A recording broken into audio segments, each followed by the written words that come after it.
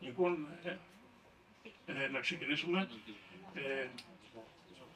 Κύριε Υπουργέ, και πρώην Αρχηγός και βουλευτή της Νέας Δημοκρατίας, κύριε Δημοσχάκη, καλησπέρα. Κύριε Κουρουμπαλή, στο Ρίδωνα, μεταξύ ακούσατε εκπρόσωπος του Αρχηγού και Αρχηγού των Όπλων Δυνάμεων, κύριο Φλόδου.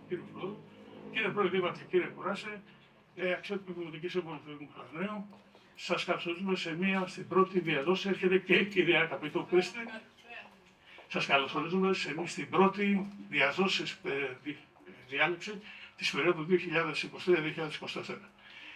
Έχουμε σήμερα την τιμή να φιλοξενούμε και την ευλογία τον Σεβασμιότατο Μητροπολίτη Αλεξανδροπόλεω Άνθιμο, τον κύριο στράτηγο κύριο Κούσαντα Κωνσταντίνο, καθώς και τον δημοσιογράφο κύριο Θάνο Κούπη, ο οποίος θα έχει το συντονισμό της σημερινής εκδήλωσης. Το αντικείμενο της εκδήλωσης βέβαια είναι ένα ιδιαίτερο κρίσιμο και ευαίσθητο θέμα, το οποίο αφορά το σήμερα και το αύριο της Θράκης. Επιλέξαμε το σήμερα και το αύριο της Θράκης, σε συνεργασία με τον κύριο Κούσαντα, που υλοποίησαμε την ιδέα του, είναι γιατί το σήμερα και το αύριο, λόγω της αυξημένης γεωπολιτικής αξίας της Θράκης και των στοιχείων των οποίων έχει. Να ευχαριστήσουμε και τον κύριο Κεφρή Κωνσταντίνο, τον Περιφερειακό Σύμβουλο.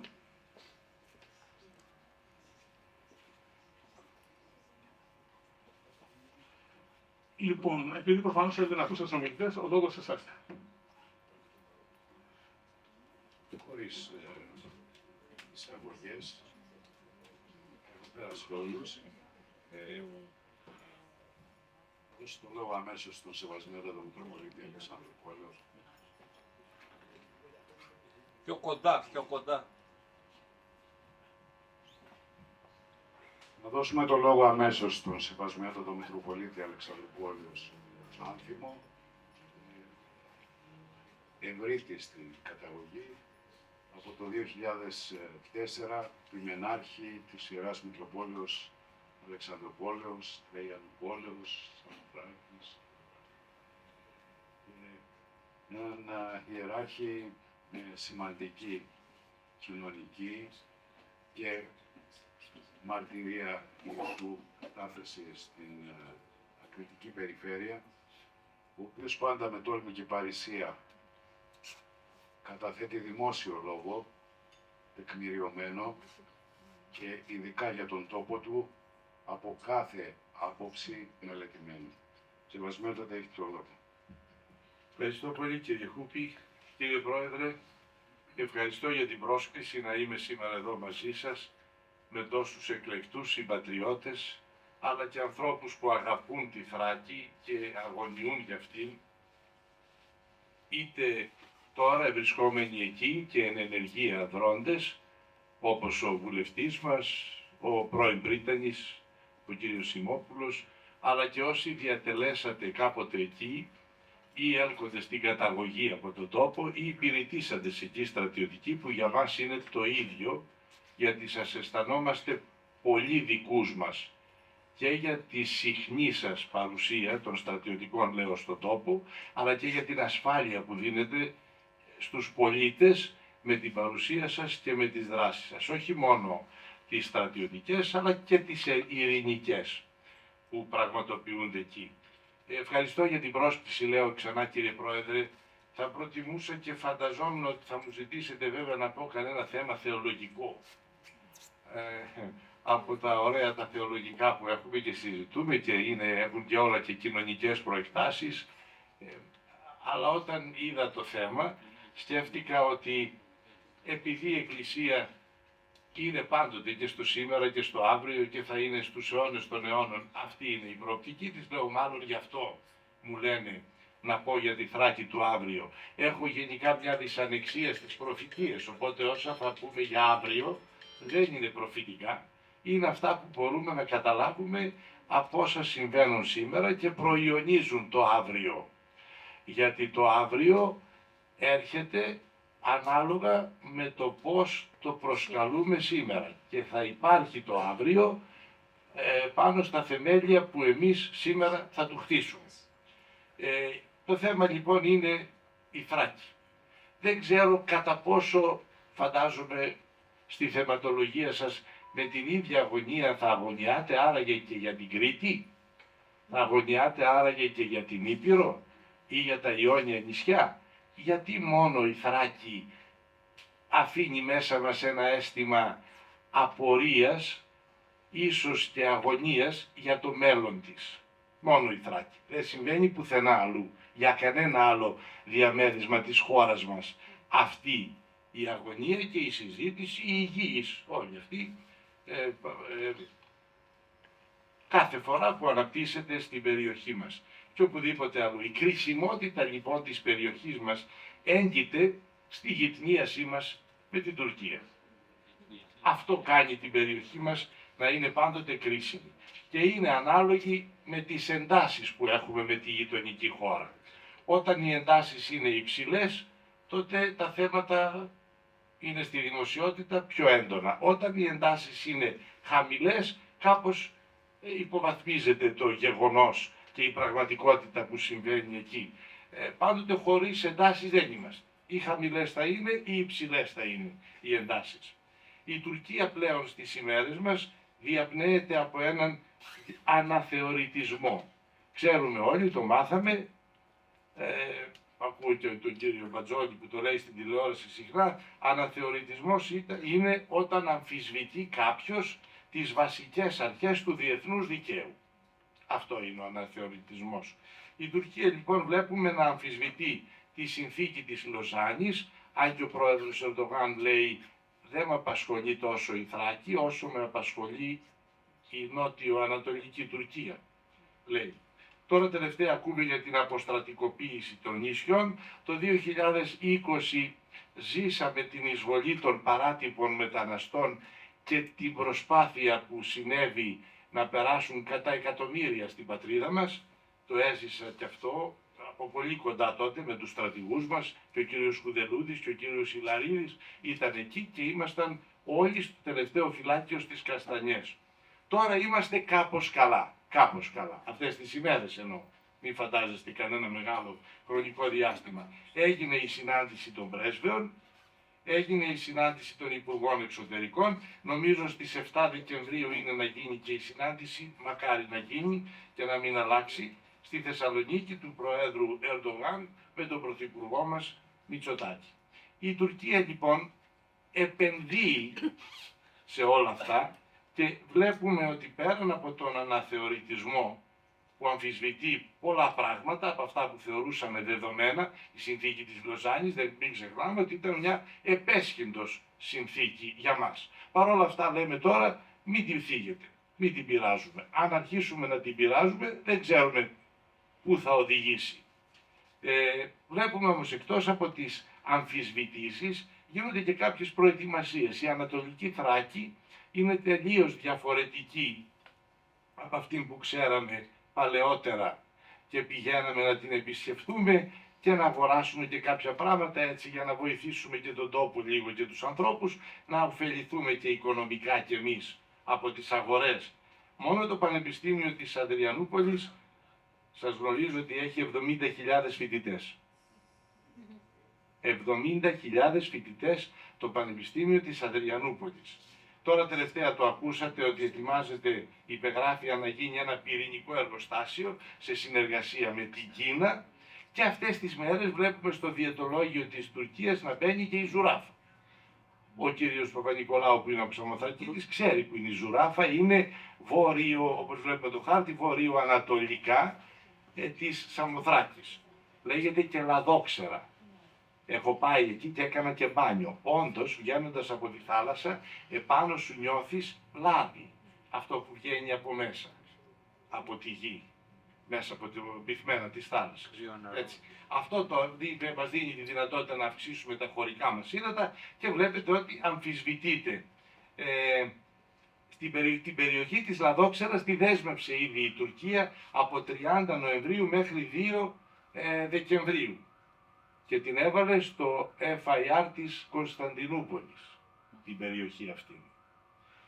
Ήδη είδα ότι 4 κόμματα της Βουλής μας ετοίμασαν και κατέθεσαν ερωτήσεις. Θα απαντήσει αυτές τις μέρες ο Υπουργός Εξωτερικών, φαντάζομαι, τι συμβαίνει με τη Ζουράφα.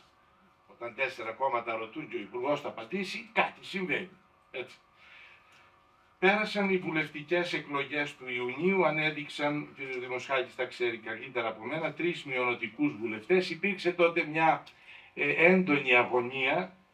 Πού πάει το πράγμα, θυμάστε, αναγκαστήκαμε, μιλήσαμε και δημόσια. Πέρασε εκείνος, ο Σκόπελος, ανέδειξε 3 βουλευτές. Στη συνέχεια ήρθαν οι αυτοδιοικητικές εκλογές.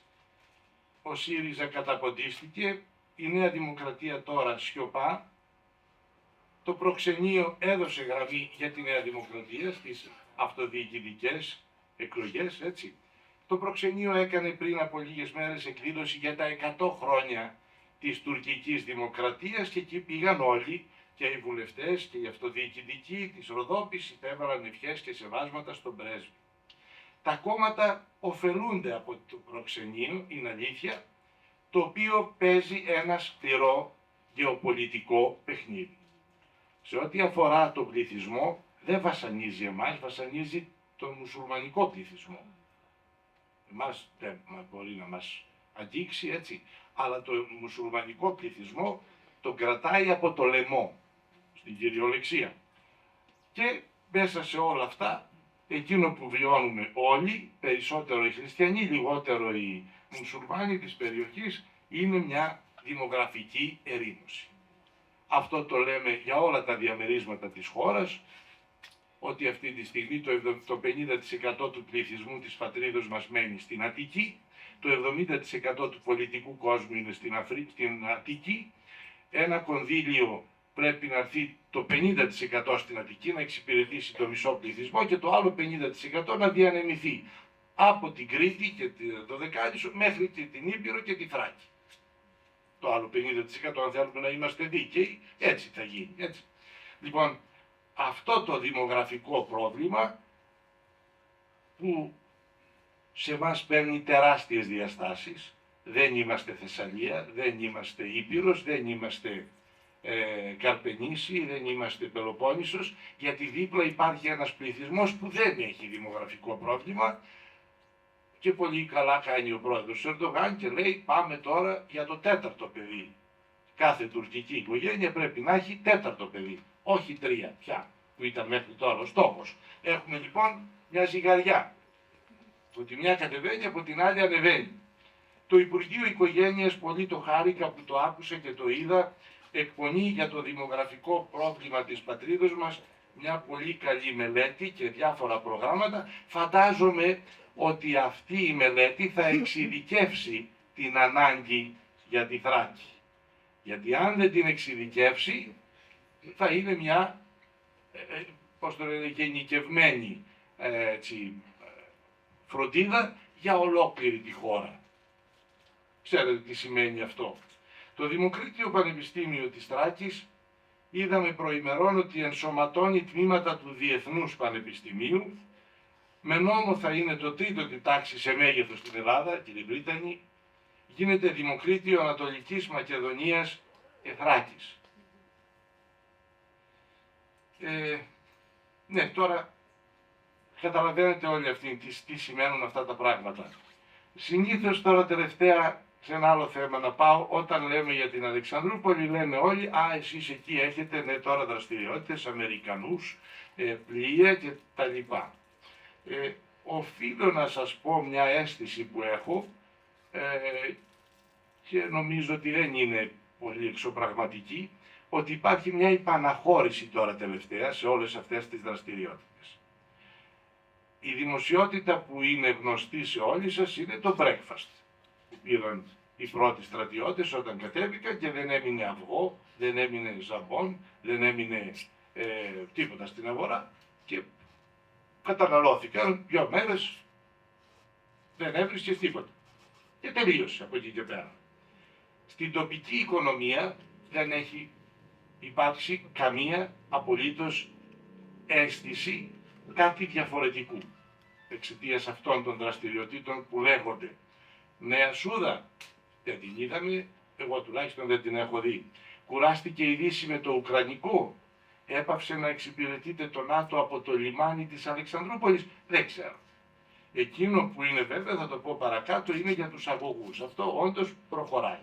Αλλά αυτή η παρουσία των Αμερικανών ολοένα πια και μειώνεται. Δεν είδαμε ούτε σχολείο, ούτε νοσοκομείο, ούτε οικοδομικό μπλοκ που είπαν ότι θα έχουν κλειστές κατοικίες, ούτε οποιαδήποτε παρουσία. Αυτή τη στιγμή δεν υπάρχει ούτε ένας. Θα τα λέω ξεκάθαρα. Έτσι. Να πάω λίγο και να συντομεύω με την επιχειρηματικότητα στην περιοχή. Θα θέλαμε πάρα πολύ, οι 4 Μητροπολίτες είχαμε κάποιες και έχουμε κάποιες απορίες και αντιδράσεις. Είπαμε δημόσια για ήταν μπροστά ο κύριος Δημοσχάκης, με πολύ σεβασμό για τον κόπο που έκανε η Βουλή, για το προπόρισμα της διακομματικής της Βουλής. Όσο ήταν ενιαίο αυτό το πόρισμα, είπαμε κάτι που αφορούσε την θρησκευτική μειονότητα και τις παραμέτρους που έφταναν στην περιοχή. Αλλά και στα υπόλοιπα όμως δεν βλέπουμε να υλοποιείται το πόρισμα της Διακομματικής Επιτροπής της Βουλής. Τι φταίει? Δεν υπάρχει ανεξάρτητη ελεγκτική αρχή που να παρακολουθεί την υλοποίησή του κάθε μήνα, κάθε τρίμηνο, κάθε εξάμηνο και να διαρωτάτε τι έγινε από όσα απεφάσισε η Βουλή. Τα αποφάσισε ανώτερο όργανο στη δημοκρατία μας, δεν υπάρχει από τη Βουλή. Αποφάσισε κάποια πράγματα. Γίνονται σε ποιο βαθμό? Πόσο προχωρούν, πού υπάρχουν δυσκολίες? Δεν βλέπουμε καμία δραστηριότητα σε αυτά τα πράγματα. Επειδή είμαι στην επιχειρηματικότητα, οι γνωστές ΒΙΠΕ στην περιοχή μας, της Θράκης εννοώ, είναι κουφάρια. Στην Αλεξανδρούπολη υπάρχουν 4 επιχειρήσεις μόνο στη ΒΙΠΕ. Στη Ροδόπη κάπως ξεγελιέται το μάτι μας με τον πύργο εκείνον του ηλεκτρικού ρεύματος. Αλλά και εκεί η κατάσταση είναι τραγική, το χόρτο είναι μέχρι εδώ. Τώρα η ΕΤΒΑ αυτό το διάστημα τις ονόμασε τις ΒΙΠΕ βιομηχανικά πάρκα, ωραία λέξη, και μακάρι να εμψυχώσουν ως βιομηχανικά πάρκα, να εμψυχώσουν το χώρο, να υπάρξουν επιχειρήσεις που θα έρθουν εκεί. Το ερώτημα είναι, χωρίς αναπτυξιακούς νόμους, ειδικούς αναπτυξιακούς νόμους, πολύ ειδικούς αναπτυξιακούς νόμους, θα υπάρξει ανάπτυξη? Τους αναπτυξιακούς νόμους θα μου επιτρέψετε να σας πω ότι από το 1990 τους ξέρω σχεδόν απ' έξω. Αν θέλετε και τώρα να κάνω ένα τεστ, θα σας τους λέω και με τους αριθμούς τους ακόμα. Πολύ ωραίοι αναπτυξιακοί νόμοι, δοκιμάσαμε την δυναμική τους, καταλήξαμε ότι δεν μπορεί να είναι ενιαίοι σε όλη τη Θράκη, πρέπει να είναι με κάποια προνόμια στη Ξάνθη, κάποια προνόμια συν κάτι στη Ροδόπη, συν κάτι στον Εύρο και συν 4-5 κάτι στο Βόρειο Εύρο. Γιατί αλλιώς όλες οι επιχειρήσεις θα πάνε δίπλα στον Έστω. Έτσι. Και για το Βόρειο Εύρο ξέρει ο κύριος Δημοσχάκης που συνεχώς μιλάει, γιατί αν αδειάσει ο Βόρειος Εύρος, όπως και αδειάζει, ο νομός θα είναι υδροκέφαλος. Θα είναι ένα μακρινάρι που στη μία του άκρη υπάρχει μία μεγάλη πόλη, η Αλεξανδρούπολη. Αν η Αλεξανδρούπολη ήταν στο σουφλί, δεν θα υπήρχε πρόβλημα. Θα υπήρχε μια ακτίνα και θα φτάνουμε στα άκρη. Τώρα είναι στην άλλη άκρη. Τι θα γίνει η υπόλοιπη ενδοχώρα και ποιος θα την ελέγξει? Θα μου πείτε εσείς. Λοιπόν, αν το ποσοστό επιχορήγησης για τους αναπτυξιακούς νόμους είναι το ίδιο με την Αττική, ποιος θα έρθει η Θράκη? Και γιατί να έρθει?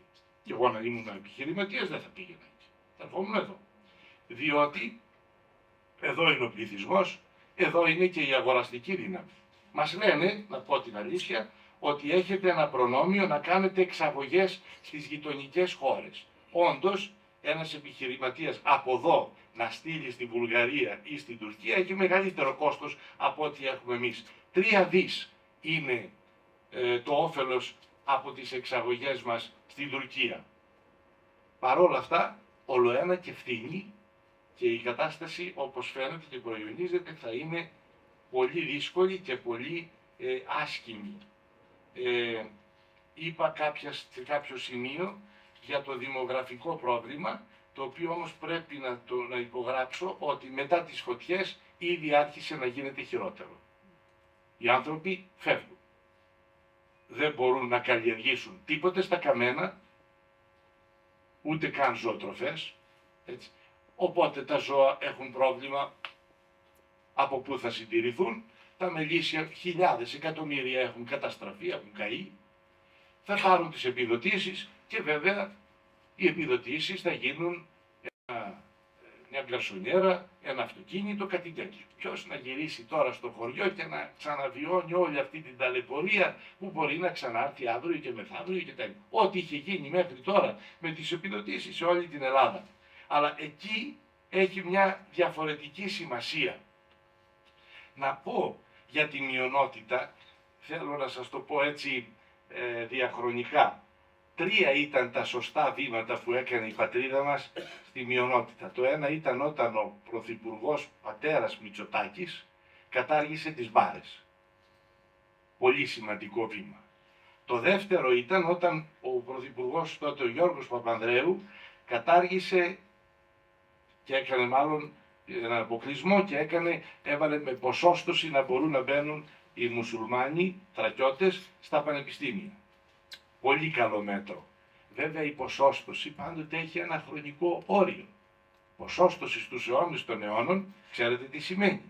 Να δηλώσω κι εγώ, λέει ο θρακιώτης, το παιδί μου ότι είναι μουσουλμάνος, να μπει με την ποσόστοση στο πανεπιστήμιο. Η ποσόστοση πρέπει να έχει ένα χρονικό όριο. Τι θέλουμε παρόλα αυτά για να βοηθήσουμε τον καλό ντόπιο μουσουλμανικό πληθυσμό να μάθει γράμματα, να μάθει να μιλάει, να μάθει να διαλέγεται, να μάθει να συζητάει με ωραία ελληνικά. Γι' αυτό και εδώ υπήρξε και η δική μας φροντίδα των 4 Μητροπολιτών, όταν το άκουγαν και οι σεβασμιότατοι αδελφοί μας απορούσαν στην υπόλοιπη Ελλάδα, που ζητούσαμε και έγινε τελικά το πρόγραμμα, κατεύθυνση είναι, Ισλαμικών σπουδών στο Πανεπιστήμιο Αριστοτέλειο, στη Θεολογική Σχολή. Δηλαδή οι θρακιώτες μουσουλμάνοι να μαθαίνουν το Ισλάμ σε πανεπιστήμιο της πατρίδας μας και να μην χρειάζεται να πάνε ούτε στο Αλαζάχαρ του Καΐρου, ούτε στη Μέκκα, ούτε στην Κωνσταντινούπολη. Για να μάθουν στα ελληνικά το Ισλάμ. Όσοι έχουμε πάει στη Θεολογική Σχολή, οι πατέρες που ξέρουν, το Ισλάμ το διδασκόμαστε εμείς. Οι χριστιανοί θεολόγοι, γιατί πρέπει να το ξέρουμε. Και προχθές που είχα πάει στο Αριστοτέλειο και στα 2 τμήματα, στα αμφιθέατρα, είχε μέσα μουσουλμάνους. Και πολύ καλά παιδιά που μαθαίνουν το Ισλάμ σε ελληνικό πανεπιστήμιο. Αυτοί αύριο θα είναι ιεροδιδάσκαλοι του Κορανίου. Έτσι. Αυτοί αύριο θα μπορεί να αξιοποιηθούν από το κράτος μας ως Έλληνες πολίτες μουσουλμάνοι για να είναι ημάμιδες και μουφτίδες στο τζαμί των Αθηνών. Αυτοί αύριο θα μπορούν να μιλήσουν για το ποια είναι η κατάσταση του Ισλάμ στην πατρίδα μας. Και δεν θα κινδυνεύει κάποιος άλλος να πει διάφορα άλλα. Έτσι. Λοιπόν, είναι πολύ καλό αυτό το μέτρο. Είναι λοιπόν αυτό που έκανε ο Γιώργος Παπανδρέου με την ποσόστοση, που το λέω το θέλουμε, μπαίνουν στις δημόσιες υπηρεσίες πλέον οι μουσουλμάνοι, στην πυροσβεστική μέχρι τώρα μπορούν μπαίνουν. Και το τρίτο βήμα, το καλό, το θετικό ήταν η κατάργηση από τον Τσίπρα, τον πρωθυπουργό τότε, της προαιρετικής Σαρίας. Έγινε προαιρετική η Σαρία, καταργήθηκε το να είναι μόνο στρόπος και πλέον οι μουσουλμάνοι έχουν τη δυνατότητα να πάνε και σε κοσμικά δικαστήρια για ένα διαζύγιο, ας πούμε, που έφτασε μέχρι και τον Άγιο Παύλο εδώ και στα ευρωπαϊκά δικαστήρια. Είναι η Σαρία πια προαιρετική. Το τι είναι η Σαρία, ξέρετε, εμείς το λέμε πιο κομψά, εσείς ξέρετε πολύ περισσότερα. Όμως παρόλα αυτά, με τη μειονότητα στην περιοχή μας, οφείλω να σας ομολογήσω ότι είμαστε παράλληλοι κόσμοι. Παράλληλοι. Που δεν τέμνονται πουθενά. Και βέβαια όσο και αν ανεβαίνει το πολιτιστικό επίπεδο, όσο και αν κάποιοι, αρκετοί, πάβουν να φοβούνται το προξενείο και προσπαθούν να μπουν στην ελληνική πραγματικότητα, εγώ αναγκάστηκα να πω ότι αν δεν δείτε γυναίκες, μουσουλμανίδες, στις καφετέριες, να κάθονται μεταξύ τους όπως κάθονται οι δικές μας κυρίες, οι κοπέλες όλες μαζί, τότε μη συζητάμε για μίξη του πληθυσμού. Δεν θα δείτε πουθενά. Αυτό σημαίνει ότι κάπου φοβούνται. Κάποιος δεν τους αφήνει να υπάρχει μια τέτοια όσμωση των δύο κόσμων. Μπαίνουν σε κλειστές κοινότητες και αυτό οφείλεται, το λένε και οι ίδιοι, γράφτηκε, υπόθηκε και στην Ευρωπαϊκή Ένωση, οφείλεται στο προξενείο, στους ψευτομουφτίδες, που καλά θα κάνουμε να μην κλείνουμε πια τα μάτια μας και να βλέπουμε την πραγματικότητα και να μην αγνοούμε το Κίεβ, το κόμμα. Που υπάρχει κίνδυνος τώρα, το διάβασα και το είδα και εδώ, έγινε πριν από λίγες μέρες, μυστική σύναξη των ψευτομακεδόνων με Τούρκους, Βλάχους και Εβραίους. Το Κίεβ ετοιμάζεται να μπει στις ευρωεκλογές μαζί με το ουράνιο τόξο. Χρηματοδοτείται, το λέει και το διαδίκτυο, ότι χρηματοδοτείται, επίσημος χρηματοδότης του Κίεβ είναι ο Σύλλογος των Τούρκων της Δυτικής Τράκης. Και να τελειώσω με κάτι, δεν πιστεύω να σας μελαγχόλησα, έτσι, ευχάριστα πράγματα, το σκεφτόμαστε. Να σας πω και κάτι πιο ευχάριστο, ότι ολοκληρώθηκε το FSRU, ο αγωγός. Ο πρώτος ήταν του Αζερμπαϊτζάν με την Ιταλία, ο δεύτερος αγωγός είναι αυτός που υπέγραψαν τώρα, θυμάστε που λέγαμε Μπουργκάς Αλεξανδρούπολη, τώρα θα είναι Αλεξανδρούπολη Μπουργκάς. Υπέγραψε ο Πρωθυπουργός μαζί με τον δικό μας Πρωθυπουργό ότι θα παίρνουν υγροποιημένο φυσικό αέριο από την Αλεξανδρούπολη και θα πηγαίνει προς τα πάνω. Και από εκεί θα πηγαίνει και στην Αυστρία και στη Σερβία και στην Ουκρανία και πιο πάνω ακόμα κτλ. Τώρα, μερικά πράγματα, ναι, μετά, αν υπάρχει συζήτηση μπορεί να το πούμε μετά. Το FSRU τι είναι? Είναι το υγροποιημένο σε μια απόσταση 6 μίλια από την Αλεξανδρούπολη, μπροστά ακριβώς και προς τη Μάκρη, έχει ποντιστεί ένας αγωγός 24 χιλιόμετρα. Και άλλα 4 είναι, βγαίνει στον Απαλό μετά το αεροδρόμιο και άλλα 4 είναι από την ακτή προς τα μέσα, προς τα πάνω. Έχει πακτωθεί κάτω και τώρα περιμένει το πλοίο που θα είναι μόνιμο από πάνω, που θα έχει υγροποιημένο φυσικό αέριο, θα ενωθεί με έναν σπιράλ σωλήνα με το σταθερό κάτω. Ο κάθε, να φανταστείτε, σωλήνας, πήγα, ήμουν εκεί και όταν γινόταν και υπότιση, το είδα πώς γινόταν, ο κάθε σωλήνας είναι 12 μέτρα. Το βάρος του είναι 12 τόνοι. Αυτά ακολούσαν μέσα στο πλοίο, με πλωτήρες τα άφηναν σε μια μεγάλη απόσταση και βυθιζόταν στο βυθό κάτω. Το τελευταίο κομμάτι μέσα στη θάλασσα είναι σε ένα κλειστό δωμάτιο, τσιμεντένιο, και εκεί θα κολλήσει ο σπιράλ σωλήνας, θα έρχεται το πλοίο, θα είναι μόνιμο πάνω, θα κατεβαίνει θα αεριοποιείται μέσα στο πλοίο, θα κατεβαίνει κάτω και θα φεύγει για να βγαίνει επάνω. Τώρα, πού θα βγαίνει? Μέχρι τη Βαλτική έλεγαν. Θα υπάρξει σύνδεση με τη Βαλτική. Και μετά την Ουκρανία. Θα υπάρχει το ίδιο ενδιαφέρον του ΝΑΤΟ για την Ανατολική Ευρώπη. Θα γίνει ο σιδηροδρομικός, η σιδηροδρομική γραμμή που ακούσαμε ότι θα μπει σε μια αυτή, επειδή λέει έγινε στα Τέμπη αυτό το κακό που έγινε, να μην δώσει ο Θεός να ξαναζήσουμε τέτοια πράγματα, γι' αυτό χτύπησαν όλα πίσω. Μακάρι να ξεπεραστούν όλα και να γίνει η σιδηροδρομική γραμμή. Αν δεν γίνει η σιδηροδρομική γραμμή, δεν θα γίνει και ο δρόμος δίπλα, τότε σημαίνει και όλα αυτά τα ωραία σχέδια που λέγαμε για την Αλεξανδρούπολη που θα μας ενώνουν με τη Μαύρη Θάλασσα και ότι είμαστε το πιο κοντινό σημείο από το Αιγαίο, από τη Μεσόγειο προς τη Μαύρη Θάλασσα και τα πλοία δεν θα χρειάζεται να περιμένουν 3 μέρες έξω από την Προποντίδα, άλλες 3 μέρες να πληρώνουν το Αρόδου για να περνούν τα στενά και να βγαίνουν στη Μαύρη Θάλασσα. Φαίνεται ότι αν δεν γίνουν αυτά, τα σχέδια και τα προγράμματα για όλα αυτά θα αναβαγίσουν, αν δεν υπάρξει ενδιαφέρον. Έτσι. Μακάρι να υπάρξει. Όταν λοιπόν, αυτό βέβαια είναι καθαρά επιχειρηματικό σχέδιο της εταιρείας Κοπελούζου, νομίζω ότι θα πάει καλά. Γιατί έχει να κάνει με καθαρά οικονομικό, ας πούμε, μέγεθος που συμφέρει. Και ήδη εδώ υπάρχει μια κινητικότητα. Εδώ να σταματήσω να μην σας πω άλλα, να μην σας διαβάσω χαρτιά. Έφερα και μερικά να σας διαβάσω, αλλά θα μελαγχολήσετε χειρότερα. Κάτι για τα δημογραφικά και για το συνολικό πληθυσμό σε πίνακες. Να μην σας χαλάσω τη βραδιά. Θα τα βρείτε και μόνοι σας. Λοιπόν, σας ευχαριστώ πάρα πολύ για την ευκαιρία.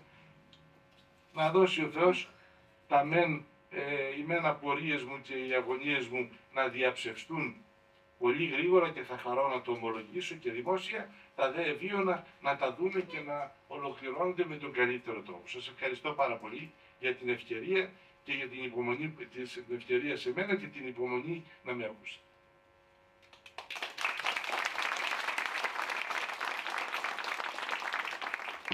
Εμείς σας ευχαριστούμε, σεβασμιότατε, με αφαιρετικό τρόπο δώσατε την εικόνα της ακριτικής περιφέρειας, δίνοντας το έναυσμα στον καθέναν από εμάς να σκεφτεί τα μείζωνα που απασχολούν το συγκεκριμένο τόπο και το λαό του.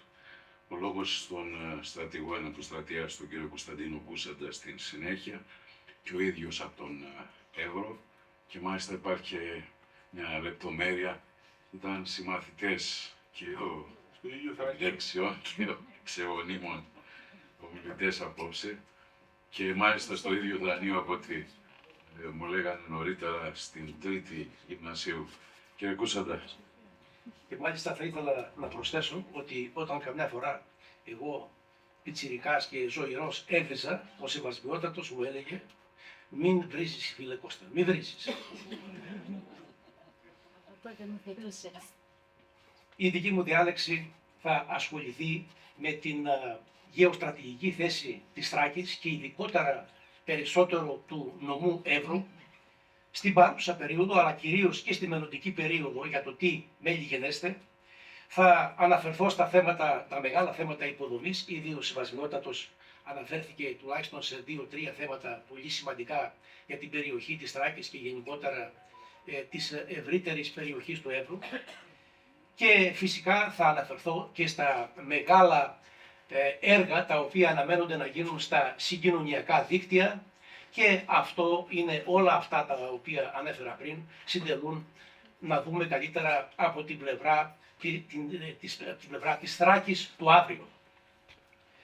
Έτσι λοιπόν, σε ό,τι αφορά το πρώτο θέμα, τη γεωστρατηγική σημασία της Θράκης, θα ήθελα να πω ότι με την αμυντική συμφωνία Ελλάδας-Ηνωμένων Πολιτειών της Αμερικής, που έγινε στις 24 Δεκάτου του 2019, δηλαδή πριν στον Ρωσο-Ουκρανικό πόλεμο, το λιμάνι της Αλεξανδρούπολης διατέθηκε κατά προτεραιότητα στις Ηνωμένες Πολιτείες Αμερικής, όπου είναι και γραμμένο μέσα επακριβώς ότι χορηγείται στην κυβέρνηση των ΗΠΑ ανεμπόδιστη πρόσβαση και χρήση του λιμανιού.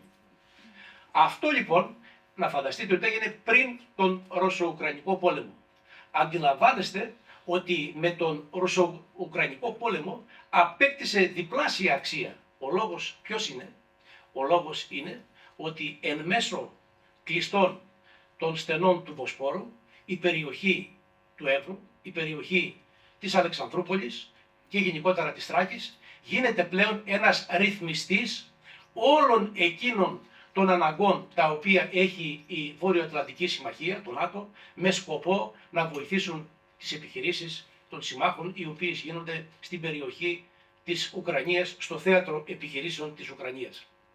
Άρα επομένως αυτή τη στιγμή η μεγάλη παράκαμψη των στενών του Βοσπόρου είναι ιδιαίτερα σημαντική, όχι μόνο για τον πόλεμο, αλλά και γενικότερα για το μέλλον, διότι όλα τα έργα αυτά τα οποία προανέφερε ο Σεβασμιότατος θα συντελέσουν πάρα πολύ σημαντικά στην γενικότερη μελλοντική παράκαμψη των στενών του Βοσπόρου, που θα είναι μια ανταγωνιστική ακριβώς προοπτική, και η οποία αυτή προοπτική θα έρθει να δώσει τη γενικότερη ανάπτυξη όχι μόνο στην περιοχή της Αλεξανδρούπολης, αλλά και γενικότερα σε όλο τον Εύρο, ο οποίος βάλλεται από το μεγάλο δημογραφικό πρόβλημα. Υπάρχουν δύο επιπλέον λόγοι να είναι η παράκαμψη του Εύρου πιο ανταγωνιστική από τα στενά του Βοσπόρου. Ο ένας λόγος είναι ότι υπάρχει μεγάλη περιβαλλοντολογική ρύπανση στα στενά και είναι ένα θέμα το οποίο η Τουρκία το εξετάζει πάρα πολύ εντατικά. Έχει λάβει κάποια μέτρα με τη μείωση των δρομολογίων, των πλοίων και αυτός είναι και ένας λόγος για τον οποίο έχει αυξήσει στο 5πλάσιο τα κόμιστρα διέλευσης των πλοίων. Άρα λοιπόν αυτοί οι λόγοι όλοι συντελούν στη μελλοντική ανάδειξη του bypass των στενών του Βοσπόρου από την περιοχή του Εύρου.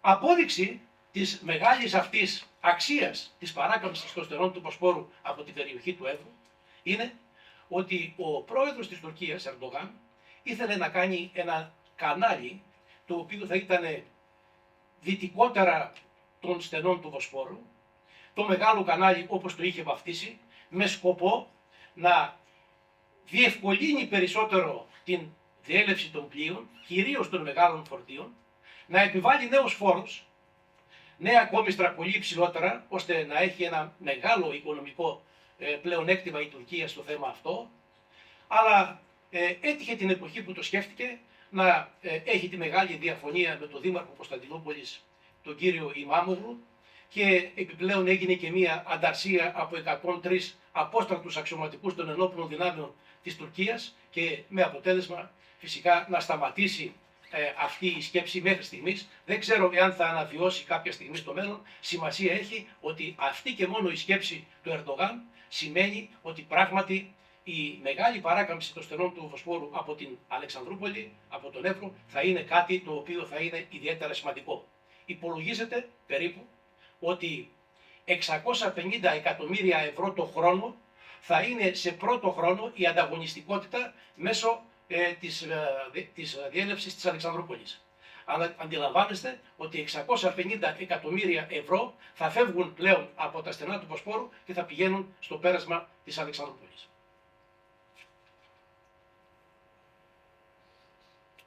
Αυτό όμως το οποίο έχει πολύ μεγάλη σημασία δεν είναι μόνο το λιμάνι της Αλεξανδρούπολης, το οποίο συζητάμε πάρα πολλές φορές για την αξία του, τη γεωστρατηγική αξία, για την αμυντική συμφωνία που έχει λεχθεί πάρα πολλές φορές, είναι οι συνδυασμένες μεταφορές. Διότι αυτή τη στιγμή όλα τα συγκοινωνιακά δίκτυα στην Αλεξανδρούπολη και η Εγνατία Οδός, αλλά και το αεροδρόμιο της Αλεξανδρούπολης, το οποίο είναι παντοδύναμο και αυτάρκες εντελώς σε καύσιμα. Δηλαδή πλέον μπορεί να εφοδιάσει όλων των ειδών καύσιμα, αεροσκάφη τα οποία προσγειώνονται στην Αλεξανδρούπολη. Έτσι λοιπόν και η προοπτική της σιδηροδρομικής γραμμής, αυτή που ανέφερε ο Σεβασμιότατος, η περίφημη C2C, η οποία θα ενώσει την Αλεξανδρούπολη, Πίθιο, Φιλιππούπολη, Μπουργκάς και Ρούσε Ρουμανίας. Είναι μια επίσης σιδηροδρομική γραμμή, η οποία θα είναι διπλής γραμμής, ταχείας κυκλοφορίας με ηλεκτροκίνηση και θα μπορεί μέσα σε 6 ή 8 ώρες να παρακάμψει όλη την περιοχή αυτή, να βρεθεί πλέον στην Ρουμανία, στις παραλιακές πόλεις της Ρουμανίας, και εκεί που έκανε ένα πλοίο 2 και 3 μέρες να φτάσει στη Μαύρη Θάλασσα, σε 6 με 8 ώρες πλέον θα υπάρχει το πλεονέκτημα από το bypass του Εύρου να φτάνουν εμπορεύματα ή ανθρώπινο δυναμικό στις περιοχές αυτές. Άρα επομένως, μιλώντας για τη Θράκη του αύριο, πράγματι υπάρχει μια προοπτική ανάδειξης της περιοχής αυτής και εκτιμώ ότι πλέον το αύριο θα είναι πάρα πολύ κοντά από το σήμερα. Εδώ θα ήθελα να αναφέρω την μεγάλη προοπτική που έχει το λιμάνι της Αλεξανδρούπολης στην επισιτιστική κρίση. Και το λέω αυτό διότι ήδη αυτή τη στιγμή 200.000 τόνοι κάθε μήνα σιτηρών έρχονται από την Ουκρανία και μέσω της Ρουμανίας και της Βουλγαρίας φτάνουν στο λιμάνι της Αλεξανδρούπολης και από το λιμάνι της Αλεξανδρούπολης μεταφορτώνονται σε πλοία φορτηγά και διακινούνται σε όλο τον κόσμο, και εδώ πλέον βλέπουμε ότι ακόμα και στο θέμα αυτό η Αλεξανδρούπολη με το λιμάνι της είναι πρωτοπόρος. Σε ό,τι αφορά τη συνεργασία του ΝΑΤΟ, της Συμμαχίας, της Ευρωπαϊκής Ένωσης, αλλά κυρίως και της τοπικής κοινωνίας στην περιοχή εκεί της Αλεξανδρούπολης, αλλά και των σχηματισμών των ενόπλων δυνάμεων που υπάρχουν στο 4ο Σώμα Στρατού και κυρίως στην περιοχή του Εύρου, θα ήθελα να σας πω ότι πλέον στην Συμμαχία για την Βορειοατλαντική Συμμαχία συνεισφέρει πάρα πολύ η χώρα μας σε ό,τι αφορά την διοικητική μέριμνα. Βλέπουμε ότι διάφορα πλοία έρχονται και αποβιβάζουν εκεί και προσωπικό, αλλά και οπλικά συστήματα, τα οποία μεταφέρονται οδικός, σιδηροδρομικός, άλλα με το αεροπλάνο, σε όλη την περιοχή του Θεάτρου Επιχειρήσεων της Ουκρανίας και συνεπώς είναι κάτι ιδιαίτερα σημαντικό για τη χώρα μας, διότι συμβάλλει αποφασιστικά μέσα στα πλαίσια της συμμαχίας. Επιπλέον, υπάρχει το πεδίο βολής της Ξάνθης, το οποίο είναι ένα από τα πιο σύγχρονα πεδία βολής τα οποία υπάρχουν στην Ευρώπη, όπου γίνεται συνεκπαίδευση και ασκήσεις φυσικά με τις ΗΠΑ και κάθε χρόνο γίνεται και μία άσκηση πάνω στη Θράκη, η οποία συνήθως έχει πολύ μεγάλο ενδιαφέρον και στα μέσα μαζικής ενημέρωσης, αλλά γίνεται αντιληπτό και στην Τουρκία, η οποία η Τουρκία το σχολιάζει δυσμενώς, με αποτέλεσμα να υπάρχουν πάρα πολλοί Αμερικάνοι στρατιώτες οι οποίοι ασκούνται μαζί με τις ελληνικές δυνάμεις και επιπλέον θα ήθελα να σας πω ότι στην τελευταία άσκηση, η οποία έγινε στις 13 με 14 Φεβρουαρίου, είχαμε και μία συμμετοχή 100 περίπου αξιωματικών από το Ισραήλ, οι οποίοι ασκήθηκαν στην ίδια άσκηση διοικητικής μέριμνας με έδρα την Κομοτηνή. Αυτό το λέω, μια και η εξέλιξη των επιχειρήσεων είναι μεταξύ του πολέμου Ισραήλ-Χαμάς, έχει κάποιο ειδικό βάρος για τη συνεργασία την αμυντική που έχουμε, τη συνεργασία την στρατηγική που έχουμε με το Ισραήλ. Για το λιμάνι της Αλεξανδρούπολης θα ήθελα επιπλέον να αναφέρω 2-3 στοιχεία ιδιαίτερα σημαντικά. Ναι, μεν από πέρσι σταμάτησε ο διαγωνισμός του 67% που ήταν προς πώληση προς 2 μεγάλες αμερικανικές πολυεθνικές εταιρείες και κρατήθηκε το λιμάνι της Αλεξανδρούπολης στο ΤΑΙΠΕΔ. Αυτό δεν σημαίνει ότι η γεωστρατηγική αξία της Αλεξανδρούπολης υπολείπεται, απλά χάθηκαν 5 χρόνια, διότι από το 2017 μέχρι το 2022, αυτά τα 5 χρόνια, σίγουρα είναι εις βάρος του εργατικού δυναμικού και γενικά της επιχειρηματικότητας και των χρημάτων τα οποία θα έπεφταν μέσα στο λιμάνι της Αλεξανδρούπολης, αντιλαμβάνεστε, με θέσεις εργασίας, αλλά κυρίως και με πάρα πολύ μεγάλη προοπτική άμεση. Με χαρά άκουσα αυτές τις ειδήσεις ότι το ΤΑΙΠΕΔ έδωσε 24 εκατομμύρια για το λιμάνι της Αλεξανδρούπολης και τα οποία από ό,τι άκουσα θα διατεθούν και για τον ηλεκτροφωτισμό και για την εκβάθυνση, αλλά επιπλέον και για τη συνένωση με τον ανατολικό περιφερειακό δρόμο με την Εγνατία Οδό περίπου 1.500 μέτρων και σίγουρα αυτή τη στιγμή και στο συγκεκριμένο timing είναι ένα σημαντικό χρηματικό ποσό το οποίο θα βοηθήσει κατά κάποιο τρόπο την προοπτική ιδίως της Αλεξανδρούπολης και του λιμανιού για θέσεις εργασίας οι οποίες υπάρχουν. Αυτό όμως που θα ήθελα να αναφερθώ για την Αλεξανδρούπολη, για το λιμάνι πάλι της Αλεξανδρούπολης και είναι ιδιαίτερα σημαντικό, είναι το γεγονός ότι δεν θα πρέπει για το λιμάνι να θεωρείται ότι η γεωστρατηγική σημασία του λιμανιού της Αλεξανδρούπολης, με όσα ανέφερα πριν για τον ΝΑΤΟ, είναι αυτό που είναι το πρωτεύον θέμα. Όχι. Υπάρχει και η χρηματοοικονομική πλευρά της Αλεξανδρούπολης. Είναι μια πόλη η οποία έχει πάνω από 80.000 πληθυσμό. Είναι μια πόλη η οποία έχει μεγάλη οικονομική ζωή και εκτιμώ ότι η χρηματοοικονομική της αξία είναι περισσότερη από τη γεωστρατηγική. Και είναι ιδιαίτερα σημαντικό ακόμα και η πολιτεία από τον κρατικό προϋπολογισμό να διαθέσει ορισμένα χρήματα ώστε να βοηθήσει την ανάπτυξη της πόλης. Στη συνέχεια θα αναφερθώ και θα πω 2 λόγια για το αεροδρόμιο της Αλεξανδρούπολης. Όπως γνωρίζουμε, στην Αλεξανδρούπολη το αεροδρόμιο ακόμη υπάγεται στην υπηρεσία πολιτικής αεροπορίας. Ανήκει δηλαδή ακόμη στην πολιτεία. Δεν έχει την τύχη που είχε το αεροδρόμιο της Θεσσαλονίκης και της Χρυσούπολης, δεδομένου ότι αυτά και τα δύο είχαν εκποιηθεί και έχουν δοθεί για 40 χρόνια στη Fraport, στη γερμανική εταιρεία, η οποία αντί της αξίας του 1,2 δισεκατομμυρίων ευρώ, έχει πάρει 14 αεροδρόμια για 40 χρόνια, το οποίο σημαίνει το κάθε αεροδρόμιο για 40 χρόνια 88 εκατομμύρια περίπου. Το οποίο αντιλαμβάνεστε ότι το 2017 δόθηκαν αντί πινακίου φακής. Άρα επομένως, το αεροδρόμιο της Αλεξανδρούπολης, σε περίπτωση που δοθεί, γιατί τώρα μαζί με τα υπόλοιπα μάλλον 22 αεροδρόμια, είναι για να διατεθεί και αυτό στην εκποίηση των υπόλοιπων αεροδρομίων να δοθούν σε κάποιον διαγωνισμό διεθνή, τον οποίο θα διεξάγει το Υπερταμείο σε συνεργασία με το ΤΑΙΠΕΔ. Άρα επομένως, για το αεροδρόμιο της Αλεξανδρούπολης θα ήθελα να πω ότι έχει ένα ειδικό βάρος. Γιατί είναι το μόνο πλέον υποεθνικό φορέα, και εδώ θα ήθελα να πω ότι και το αεροδρόμιο της Αλεξανδρούπολης αλλά και το αεροδρόμιο της Λίμνου έχουν ένα ειδικό βάρος τόσο για τα εθνικά σχέδια όσο και για τα ανατοϊκά. Επομένως, είναι ιδιαίτερα σημαντικό για την πολιτεία τουλάχιστον αυτά τα δύο αεροδρόμια θα πρέπει να διατηρηθούν υπό εθνικό φορέα, αλλά και εάν ακόμα δοθούν για κάποια χρόνια μαζί με τα υπόλοιπα 22 αεροδρόμια για λόγους οικονομικούς, είτε για λόγους κρατικούς ή εθνικού συμφέροντος, καλό θα ήταν να διατηρηθεί ένα μεγάλο κομμάτι των αεροδρομίων αυτά υπό εθνικό φορέα. Είναι ιδιαίτερα σημαντικό.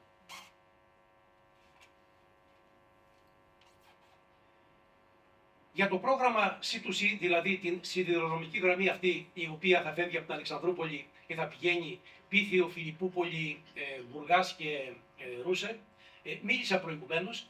Είναι πάρα πολύ σημαντικό στοιχείο το ότι η πρώτη φάση του μεγάλου έργου αυτού, που ξεκινάει από Θεσσαλονίκη, πάει Καβάλα, Αλεξανδρούπολη και συνεχίζει τη διαδρομή αυτή προς Ρουμανία, όπως είπα προηγουμένως, η πρώτη φάση, η πρώτη προτεραιότητα είναι τη διαδρομή Αλεξανδρούπολης, Βουλγαρίας, Ρουμανίας. Επομένως, είναι ιδιαίτερα σημαντικό αυτό το κομμάτι, υπό την έννοια το ότι δίνει μια προτεραιότητα πλέον στον Εύρο και όλες οι περιοχές αυτές, οι οποίες ενδεχομένως λόγω δημογραφικού προβλήματος, λόγω ανεργίας ή οτιδήποτε άλλο, οι περιοχές αυτές, οι ενδιάμεσες δηλαδή Σοφλίδη, Δημότικο, Ορεστιάδα, σίγουρα θα αποκτήσουν κάποια ιδιαίτερη αξία, υπό την έννοια το ότι θα μπορούν κάποιες επιχειρήσεις, θα μπορούν κάποιες επενδύσεις, είτε στη βιοτεχνία, είτε στη βιομηχανία, να γίνουν και εκτός Αλεξανδρούπολης, δηλαδή στην περιοχή του Σοφλίου, Δημοτικού, Ορεστιάδας, που υπολείπεται σίγουρα με την πόλη της Αλεξανδρούπολης. Η πρόσφατη απογραφή, η οποία έγινε το 2021, έδειξε δυστυχώς ότι η πόλη της Ορεστιάδας, μάλλον η ευρύτερη περιοχή της Ορεστιάδας, είναι μείον 16%, μείον 19% είναι το Διδημότικο, μείον 21% είναι το Σουφλί. Σε 10 χρόνια από την απογραφή του 2011 με το 2021. Δύο έργα ιδιαίτερα σημαντικά για τη Θράκη είναι η ηλεκτροπαραγωγή της Αλεξανδρούπολης και της Κομοτηνής.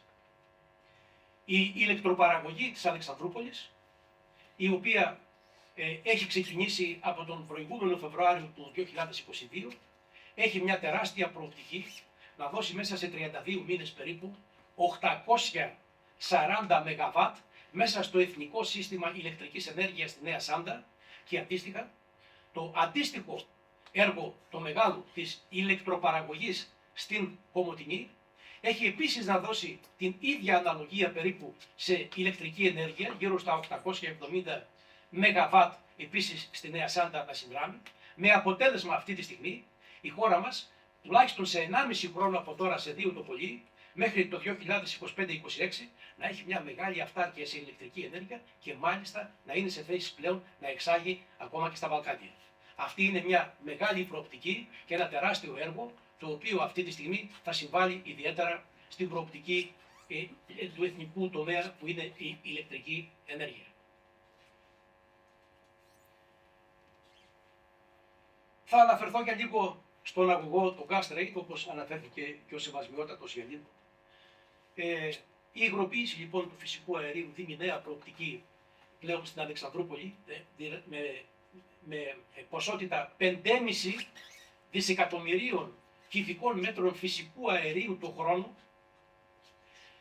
να ρέει πλέον από το LNG, το οποίο θα έρχονται, από τα LNG πλοία που θα έρχονται στην Αλεξανδρούπολη και θα δίνουν πλέον στο gas trade της Αλεξανδρούπολης και από εκεί θα πηγαίνει στο Εθνικό Σύστημα Μεταφοράς Φυσικού Αερίου στην Αμφιτρίτη, όπως είπε πάρα πολύ σωστά ο Σεβασμιότατος, και από εκεί θα διοχετεύεται μαζί με το Transatlantic Pipeline, αυτό δηλαδή το αζέρικο αέριο, το οποίο έρχεται από το Αζερβαϊτζάν μέσω της Τουρκίας και το οποίο δίνει μια δυναμικότητα των 10 δισεκατομμυρίων κυβικών μέτρων φυσικού αερίου το χρόνο. Άρα λοιπόν η περιοχή της Θράκης γίνεται ένας ρυθμιστικός παράγοντας σε ό,τι αφορά και την ενέργεια και αυτό είναι κάτι το ιδιαίτερα σημαντικό και εδώ πλέον θα έρθει να προσθεθεί και ένα άλλο έργο πλέον, αυτή τη φορά μετά την υπογραφή του μνημονίου μεταξύ της Βουλγαρίας και της Ελλάδας σε ό,τι αφορά την αναβίωση του αγωγού πλέον αργού πετρελαίου Μπουργκάς Αλεξανδρούπολη, αλλά τώρα θα είναι πραγματικά Αλεξανδρούπολη Μπουργκάς. Άρα λοιπόν είναι ένα έργο το οποίο θα τελειώσει σε πολύ σύντομο χρονικό διάστημα. Μέσα στο τέλος του 2024 θα έχει τελειώσει, διότι θα καλύψει μια απόσταση της τάξης των 280 περίπου χιλιόμετρων μόνο. Άρα επομένως θα ετοιμαστεί σε πάρα πολύ γρήγορο χρονικό διάστημα και θα δώσει τη δυνατότητα να αποθηκεύσει η Βουλγαρία περίπου 35 εκατομμύρια τόνους πετρελαίου το χρόνο, το οποίο θα έχει μία δυναμική να κάνει μία αποθήκευση στο διπλάσιο, να φτάσει δηλαδή στα 50 πλέον εκατομμύρια τόνους πετρελαίου για μέσα στο σύστημα αυτό του αγωγού Μπουργκάς Αλεξανδρούπολη. Εδώ θα ήθελα να πω για την Εγνατία Οδό, για δύο μεγάλα έργα τα οποία έρχονται και τέμνουν την Εγνατία Οδό και στην περιοχή της Κομοτηνής, την διασύνδεση της Κομοτηνής με Κίρτζαλη, το οποίο έχει φέρει τουρισμό και από την Ρουμανία και από την Βουλγαρία και από τα Σκόπια, όπως επίσης και για τον μελλοντικό κάθετο δρόμο, ο οποίος θα γίνει από την περιοχή της Ξάνθης, από το Δημάριο και το Σμόλια και στη συνέχεια Φιλιππούπολη, που και αυτό σε κάνα χρόνο περίπου θα έχει ετοιμαστεί και θα δώσει μια διαφορετική οντότητα στις περιοχές της Θράκης, κυρίως σε ό,τι αφορά το θέμα του τουρισμού. Τέλος, έχω αφήσει τη Σαμοθράκη, μια και η καταγωγή μου είναι από εκεί και έχω μια ιδιαίτερη συμπάθεια στο νησί της Σαμοθράκης, καθώς είναι το μόνο νησί το οποίο υπάρχει στη Θράκη. Είναι ένα νησί το οποίο είναι με μεγάλη προοπτική και ακόμα και η Σαμοθράκη, η οποία είναι κατά κάποιο τρόπο απομακρυσμένη, είναι μέσα στα έργα αυτά τα οποία θα την αναβαθμίσουν. Υπάρχει μια μεγάλη προβλήτα, νέα προβλήτα, η οποία θα είναι στο ανατολικό τμήμα του λιμανιού της Σαμοθράκης και θα δίνει την ευκαιρία σε μεγάλα πλοία ή σε κουρασγερόπλοια να μπορούν να αποβιβάσουν τον κόσμο. Τόσο καιρό η Σαμοθράκη δεν το είχε αυτό το πλεονέκτημα. Πράγματι λοιπόν, πριν από 2 χρόνια δόθηκαν από το Υπουργείο Ναυτιλίας και Νησιωτικής Πολιτικής 8,5 εκατομμύρια ευρώ, τα οποία βοήθησαν τη Σαμοθράκη στο κομμάτι αυτό και θεωρώ ότι το έργο αυτό θα είναι ένα έργο πνοής και τόνωσης του τουρισμού του τοπικού πληθυσμού, ο οποίος πραγματικά υπολείπεται σε αγοραστική κίνηση από τον υπόλοιπο νομό Εύρου. Σίγουρα τα 2 έργα του βιολογικού καθαρισμού και της Καμαριώτισσας αλλά και του κάμπινγκ στα Ουτρά θα δώσουν μια διαφορετική προοπτική επίσης στον τουρισμό και από εκεί και πέρα πλέον τα έργα τα οποία γίνονται για την αποκατάσταση των ζημιών του κέντρου υγείας αλλά και άλλα μικρότερα έργα στην περιοχή της Σαμοθράκης μαζί με το ολικοδρόμιο φυσικά, το οποίο έχει υποστεί κάποιες μεγάλες ζημιές από τις πρόσφατες πλημμύρες, πάνω τις τελευταίες πλημμύρες των τελευταίων ετών, είναι σε φάση το οποίο θα ανακατασκευαστεί. Το όλο έργο το έχει αναλάβει η Υπηρεσία Πολιτικής Αεροπορίας και μάλιστα το αεροδρόμιο της Αλεξανδρούπολης και θεωρώ ότι σε πολύ σύντομο χρονικό διάστημα τα έργα θα έχουν τελειώσει. Τελειώνοντας, θα ήθελα να σας ευχαριστήσω για την παρουσία σας και θεωρώ ότι αυτά τα οποία προανέφερα δηλώνουν πραγματικά τη Θράκη του αύριο. Σας ευχαριστώ πάρα πολύ.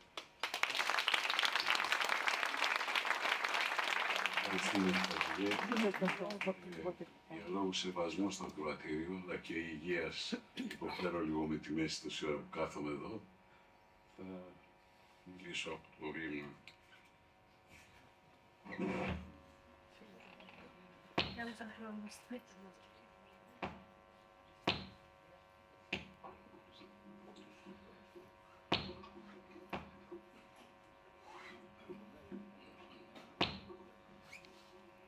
δεν έχουν τις αφαιρετικές ικανότητες του σεβασμιωτάτου και αν μου επιτρέψετε να θυμηθώ ένα βιβλικό, ένα κομμάτι από την Αγία Γραφή, σεβασμιότατε. Πύριλθον βαλήν επί την γην και τι θέλω η ίδια νύφθη. Λοιπόν,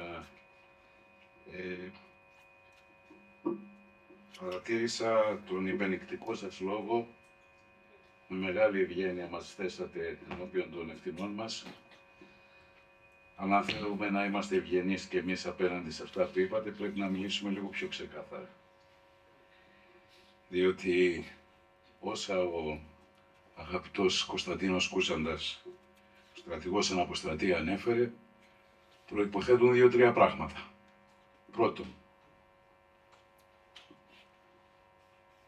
να βρισκόμαστε σε μια κατάσταση ισχυρής αποτροπής απέναντι σε μια δύναμη η οποία όχι μόνο είναι αναθεωρητική, είναι επιθετική και τούτη τη στιγμή που μιλάμε διεκδικεί τον ρόλο του ηγέτη του τζιχαντιστικού Ισλάμ, του παγκόσμιου τζιχαντιστικού Ισλάμ. Δεύτερον, πρέπει να έχουμε ανθρώπους στην περιοχή για να έχουμε αναπτυξιακή προοπτική. Τρίτον και πιο σημαντικό, να μην φοβόμαστε την αλήθεια. Και η αλήθεια, κυρίες και κύριοι, είναι πολύ σημαντικό να λέγεται, έτσι και με τη χρονική απόσταση από τις εκλογές του Μαΐου μέχρι τις εκλογές που συμπληρώθηκε ένας μήνας από τον πρώτο γύρο των δημοτικών και περιφερειακών εκλογών. Θα σας τα πω ξεκάθαρα. Περιφέρεια Ροδόπης. Βουλευτικές εκλογές, 7ος του 2023. Μετά από εκείνη την πολύ εθνοφελή συζήτηση για το ποιοι είναι με τους Τούρκους και ποιοι είναι με τους Έλληνες. Ποιοι είναι οι προξενικοί παράγοντες και ποιοι δεν είναι. Λοιπόν, 7ος του 2023. Ροδόπη. Νέα Δημοκρατία. 15.778 ψήφοι. Περιφερειακές εκλογές. 10ος του 2023. 2 μήνες και κάτι. Ο υποψήφιος, ο επίσημος της Νέας Δημοκρατίας. 31.089 ψήφοι. 15-31. ΣΥΡΙΖΑ. Βουλευτικές εκλογές. 18.354. Περιφερειακές εκλογές. 1.418. ΠΑΣΟΚ. Βουλευτικές εκλογές. 10.384. Περιφερειακές. 5.020. Πάμε ξανά. Νέα Δημοκρατία. 16.748 στις βουλευτικές. Στις περιφερειακές 28.250 ψήφοι. Νέα Δημοκρατία είπαμε. ΣΥΡΙΖΑ 15.735 στις βουλευτικές εκλογές. Στις περιφερειακές 2.371. Υπάρχουν κι άλλα επιμέρους στοιχεία, αλλά νομίζω ότι οι συγκεκριμένοι αριθμοί αρκούν. Έχουμε ένα περιοδεύοντα θίασο σε σκηνοθεσία και σενάριο του τουρκικού προξενείου της Κομοτηνής, ο οποίος διαλέγεται με τα κόμματα, διαλέγεται με τις τοπικές δυνάμεις και μπαίνει στη διαδικασία κάθε φορά να δηλώσει παρουσία. Είδαμε όλοι όμως με περισσή υποκρισία από τα δύο μεγάλα κόμματα μια συζήτηση ανάμεσα στο Μάιο και στον Ιούλιο που έλεγε ποιος είναι πιο προξενικός παράγοντας. Θα σας θυμίσω κάτι. 1980. Εκλογές για την ανάδειξη του Προέδρου της Δημοκρατίας. Χρήσιμες ψήφοι. 4-5, εκ των οποίων η μία του Χασάν Ιμάμογλου, βουλευτή, προσέξτε, της Εθνικής Παράταξης. Ποια είναι η Εθνική Παράταξη? Ήταν η διάδοχος κατάσταση της ΕΠΕΝ. Ήταν εθνικόφρον Τούρκος. Λειτουργούσε. Από τότε η συγκεκριμένη διαδικασία. Όση υποκρισία λοιπόν μπορούμε να έχουμε όταν μπαίνουμε σε μια συζήτηση μήνα Μάιο, αφού τελειώσαν οι πρώτες εκλογές, να πούμε ποιος είναι ο εκλεκτός του προξενείου και ποιος όχι. Όταν ξέρουμε ότι εμείς στο βαθμό που μας αναλογεί εκθρέψαμε το συγκεκριμένο φαινόμενο. Και από εκεί και πέρα μπήκαμε ανάμεσα στο Μάη και στον Οκτώβρη σε μια διαδικασία διαπραγματεύσεων, η οποία δεν είναι τωρινή. Σας είπα, είναι από τότε, τα 1980. Και γιατί ψηφίστηκε ο υποψήφιος της Εθνικής Παράταξης τότε, χρειάζεται να το αντιληφθούμε, ό,τι πονάει την Ελλάδα